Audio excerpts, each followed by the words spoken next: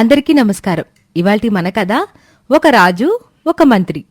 వంగరాజ్య మహారాజు ఆదిత్యవర్మ రాజ్య ప్రజలకు ఉచిత పథకాలు అందిస్తూ సురాజ్య పాలన చేస్తూ ఉండగా ఒకరోజు విశ్రాంత మందిరంలో సేదదీరిన మహారాజుగారి మందిరానికి మంత్రొస్తారు.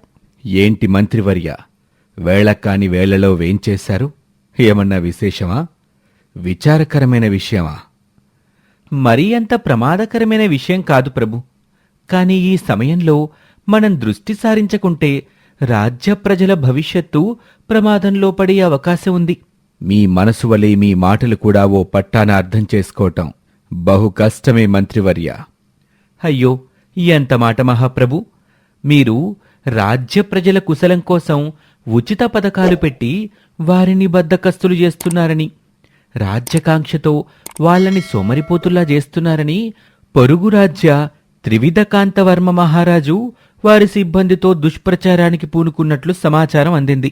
ప్రభు, మీరు ఏమీ అనుకోనంటే ఒక మాట చెప్తాను మహారాజా. ఈ విషయంలో మీకు పూర్తి స్వేచ్ఛనిస్తున్నాను. మంత్రివర్య, విషయం చెప్పండి. మీరు ప్రజల మేలు కోసమే ఆలోచించి ఉచిత పథకాలు అందిస్తున్నా వాళ్ళు ఆ పథకాల వల్ల ఏ పని చేయక మద్యపానానికి బానిసలవుతున్నారన్నది వాస్తవం ప్రభు. కనుక వారి మేలు కోసం మీరు ఈ విషయంపై దృష్టి పెడతారని, అలాగే మన ప్రత్యర్థులకు అవకాశం ఇవ్వకుండా ఉంటారని ఆశిస్తున్నాను ప్రభు. మరి ఇన్ని రోజులు ఈ విషయం నా దృష్టికి తెచ్చేందుకు ఎందుకు సందేహించారు మంత్రి? సమయం కోసం వేచి చూశాను మహారాజా. ప్రత్యర్థుల ఆగడాలు శృతిమించటంతో ఈ సమయంలో రావాల్సి వచ్చింది. అహో, అటులైనా వారిని సన్మార్గంలోకి తీసుకురావాలనన్నా ఏమి చేయవలను అని మహారాజు యోచిస్తూ ఉండగా నాకొక ఉపాయం తట్టినది ప్రభు. వివరించమందురా? బేష్, ఆ ఉపాయమేదో త్వరగా బయటపెట్టండి. గోడలకు కూడా చెవులుంటాయని పెద్దలు చెప్పారు కదా ప్రభు. ఎందుకైనా మంచిది మన జాగ్రత్తలో మనం ఉండటం మంచిది అంటూ మంత్రి రాజుగారి చెవిలో రహస్యంగా విషయాన్ని చెబుతాడు. మీ తెలివితేటలు అమోఘం మంత్రివర్య. బహు చక్కగా సెలవిచ్చారు. మా రాజ్యంలో మీరు మంత్రిగా ఉండటం రాజ్య ప్రజలు చేసుకున్న అదృష్టం. మీరు చెప్పినట్టుగానే రేపు ఉదయమే చాటింపు వేయించి విషయాన్ని రాజ్యసభలో ప్రకటిస్తాను. రాజుగారు చెప్పినట్లుగానే తర్వాత రోజు చాటింపు వేయిస్తారు.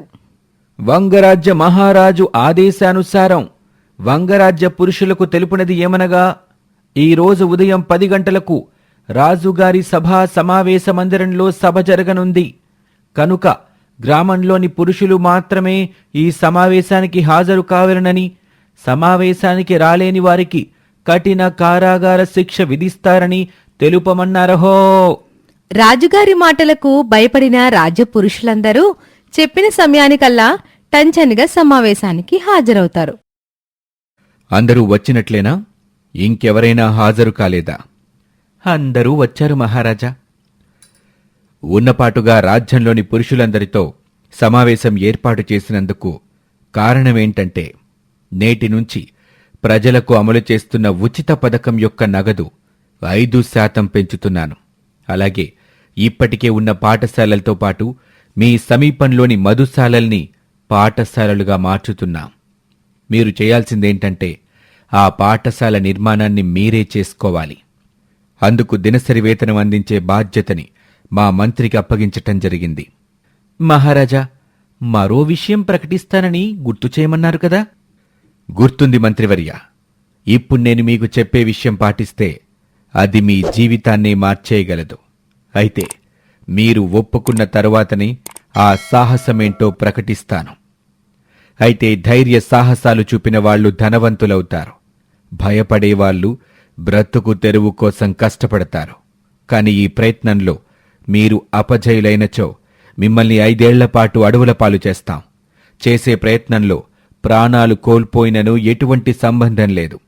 కాదు కూడదు అంటే ముందు చెప్పినట్టుగా పాఠశాల పనులు చేసుకుంటూ దైనందిన జీవితం కొనసాగించొచ్చు. మీకు సమ్మతైనచో రేపు ఇదే సమయానికి సభకు వచ్చి మీ అభిప్రాయాన్ని వ్యక్తపరచండి.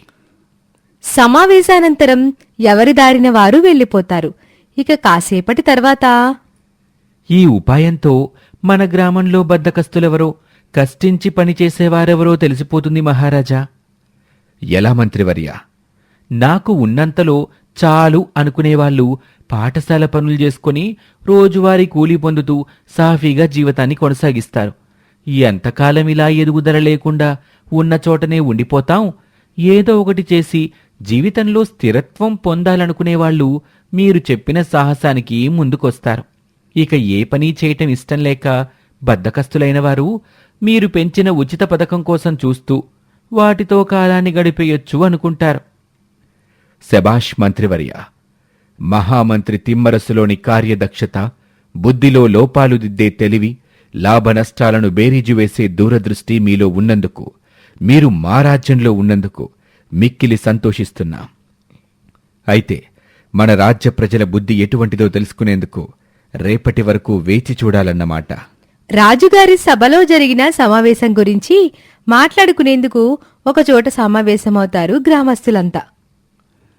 అసలు రాజుగారు చెప్పే ఆ సాహసవంతమైన పనేంటో తెలియదు గాని ఒక్కసారి సాహసం చేస్తే జీవితంలో స్థిరపడిపోవచ్చు గదా. ఆ విషయం సాక్షాత్తు మహారాజు గారే తెలిపారు కదా. ఏం మాట్లాడుతున్నావో నీకు అర్థమవుతుందా? అందులో ఓడిపోతే 5 ఏళ్లు వనవాసం చెయ్యాలంట. అదీగాక ఆ ప్రయత్నంలో చనిపోతే సంబంధం లేదంటున్నారు. మరి మన పెళ్ళాం పిల్లలేమైపోవాలి? ఇప్పుడు మనమేమన్నా సంతృప్తిగా ఉంటున్నామా? మనకంటూ ఒక స్థిరత్వం ఉందా? రాజుగారి ఉచిత పథకం తప్పితే మనకంటూ సొంత ఆదాయం అంటూ ఉందా? ఇది కూడా ఓ జీవితమేనా? అందుకే రాజుగారి పందానికి ఒప్పుకుంటే వస్తే ధనవంతులమేం వస్తాం, లేకపోతే పోతాం. నేనైతే రాజుగారి పందానికి సిద్ధపడ్డాను. నా దారిలో వచ్చేవాళ్లుంటే రావచ్చు అని చక్రధరుడు అనడంతో తాను చెప్పిన దాంట్లో కూడా న్యాయముందని కొంతమంది చక్రధరుని వైపు వస్తారు. మేమైతే ఎటువంటి సాహసం పడదలుచుకోలేదు. మా పెళ్ళాం పిల్లలతో కలిసి ఇక్కడే ఉంటాం. ఆ పాఠశాల పనులు చూసుకుంటూ ఉన్నంతలో కాలం వెళ్లదీస్తాం. ఇన్నాళ్ళు రాజుగారి ఉచిత పథకంతో ఎలాగోలా నెట్టుకొచ్చేసాం. ఇప్పుడు రాజుగారే ఉపాధి కల్పిస్తుంటే ఇంకేముంది? కడుపులో నీళ్లు గదలకుండా ఇక్కడే ఓపిగ్గా పని చేసుకుంటాం. మాధవుడితో కొంతమంది ఏకీభవించగా మిగిలిన వారిలో ఒకడైన మందమతుడు మాట్లాడుతూ, మేము ఎటువంటి పని చేయడానికి ఇష్టపడడం లేదు. ఎంచక్క రాజుగారే ఉచిత పథకం యొక్క నగదు శాతం పెంచారు. వాటితో మా జీవితాన్ని కొనసాగిస్తాం. రాజుగారే ఉచిత పథకం అమలు చేసి పోషిస్తుంటే ఒళ్ళొంచి పనిచేయడానికి మేమేమైనా పిచ్చోళమా? ఇంకా పనిచేసే కార్యక్రమాలు ఏమీ పెట్టదలుచుకోలేదు అని మందమతుడు అనడంతో అందుకు సమ్మతించిన వారు కూడా మందమతునికి వంత పాడతారు. ఇక రాజుగారు చెప్పినట్లుగానే రాజ్యంలోని పురుషులంతా సమావేశమవుతారు. ఎవరి అభిప్రాయం వాళ్లు వివరించిన తర్వాత సాహసం చేసేందుకు సిద్ధమైన వారికి చక్రధరుణ్ణి వారి బృందానికి నాయకుడిగా నియమిస్తున్నాను. మీరు కాసేపు పక్కనే ఉండండి అని రాజుగారు అనడంతో చక్రధరుని బృందం పక్కన నిలబడుతుంది. పాఠశాల పనులు చూసుకుంటూ ఇక్కడే ఉంటామంటున్న మాధవుణ్ణి వారి బృందానికి నాయకుడిగా ప్రకటిస్తున్నాను అని అనడంతో మాధవుని బృందం పక్కన నిలబడుతుంది. ఇక చివరిగా మిగిలిన మందమతుడికి తన వెనకున్న పురుషుల్ని 3 ఏళ్లపాటు అశ్వాలకు కాపరులుగా ఉండమని, ఉచిత పథకాలకు అలవాటుపడి బద్ధకస్తులైన వారికి ఇంటికి వెళ్లే అనుమతి లేదని, 3 ఏళ్ల కఠినమైన పనులు చేసిన వారిలో కష్టపడే తత్వం కలిగితేనే ఇంటికి పంపిస్తాను అని రాజుగారు తీర్పు ఇవ్వడంతో మందమతుడి బృందానికి వాళ్లు చేసిన తప్పేమిటో తెలుస్తుంది. మీలో కష్టించి పనిచేసేవాళ్లెవరో బద్ధకస్తులెవరో తెలుసుకునేందుకే రాజుగారు ఈ ఉపాయం చేశారు. మేమనుకున్నట్టుగానే మీరు మీ బద్ధక బుద్ధిని చూపించారు. మీ తీరు మారే వరకు ఇక్కడే గొడ్డులా కష్టపడాల్సిందే అని మంత్రి సెలవివ్వడంతో మందమతుని బృందం తలపట్టుకుని బాధపడసాగారు. మంత్రివర్య, భార్యా పిల్లల కోసం న్యాయబద్ధంగా ఎంత కష్టమైన పని చేసేందుకైనా కష్టపడే గుణమున్న చక్రధరుడికి, తన బృందానికి యుద్ధ విద్యలో తర్ఫీదిప్పించి మన రాజ్య సరిహద్దులో సైనికులుగా నియమించండి. ఇక ఉన్నంతలో కష్టపడి సంపాదించిన దాంతోనే సంతోషంగా ఉంటామంటున్న మాధవుణ్ణి తన బృందానికి ఆర్థిక శాస్త్రంలో శిక్షణ ఇప్పించి ఆర్థిక శాఖలో ఉద్యోగాలిప్పించండి అని రాజు తీర్పు ఇవ్వడంతో సభా ప్రాంగణమంతా కరతాళ ధ్వనులతో మారు మోగిపోయింది. అప్పట్నుంచి ఉచిత పథకాలను రద్దు చేసి రాజ్యప్రజలకు కోటలో కొలువులివ్వడం ద్వారా వంగరాజ్య మహారాజు మిగతా రాజ్యాల రాజులకి ఆదర్శంగా నిలిచారు. ఇది ఇవాల్టి కథ. మరొక ఆసక్తికర కథతో మళ్ళీ కలుద్దాం.